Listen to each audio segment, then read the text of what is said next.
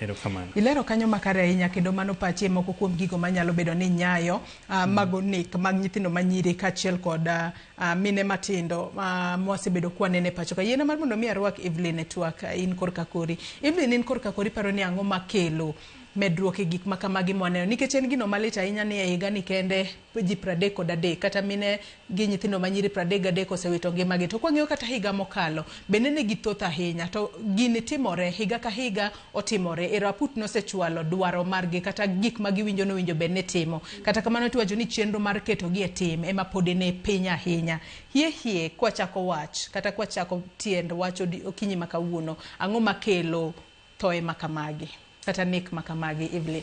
Erokamano Joyce. An adwa wuoyo achiel koro adwa wuoyo kaka Evelyn Nyarloch to adwa wuoyo be kaka jachak Champions for Change Youth Network.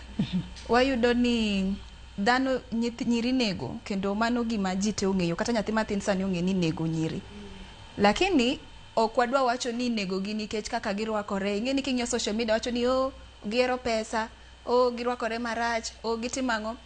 Sana gimomiyo sani nyiri nego nyithindo mon ang'o nikech society osekawe ka gima en gima normal ma kimiyo ng'ato 100 mar fare to kobiro inyalo wang'e gi acid, inyalo deye, inyalo time ang'o. Yani ochalo rate ma sani dong kidhiga e matatu tineno ka polisi miyo 50 bob gi e dirisha to onge ng'ama question nikech en gima wrong lakini jo Kenya te osekawe ka gima en gima right ma komi police to ng'eni Nissan no kata en gi shida kata opong' to kalo mane rate mwadhie kaka Kenya.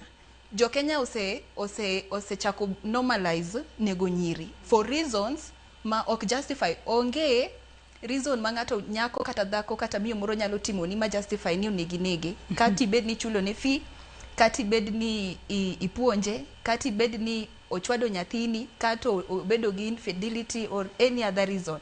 Koro mi for one reason ma aneno mamiyo gini bedo normal nikech obedo normal ne government. Yes, they talk about it lakini okine ka government bedo serious kode, police ok bed serious kode nikech the perpetrators onge miyude cell.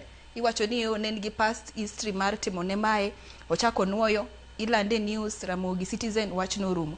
Koro apart from many reasons miwacho ni mamiyo inego nyiri ma ok are not justifiable, society normalize ni nyako kotimo kosa to nego nege. Chon ni wacho no nego gogi, ni wacho dong nigo mon, chon ne chuo go mon and it was okay wacho ni kogoi to mano is oketi a line like onego discipline matin. Lakini sani koro oketi e bur as in ogoi monegi moiki and it's okay. So for me, apart from justifiable reasons maneno ka jindike media nyiri otimango society chako bedo manormal gineko. Obed nyathi matin, obed defilement nikech okinyalo wacho ni nyathi matin ne nigi atine dwaro pesa. Hadi watoto wadogo sahi wanauliwa. Msichana mdogo unapata walimdefile wakamkatakata. So nyathino no kiakata ni pesa dimi ding'iogo iPhone. So there is no justifiable reason mawacho ni onego neg ng'ato kato bed no timo niango. So for me it is the society. Korka Kori Vincent.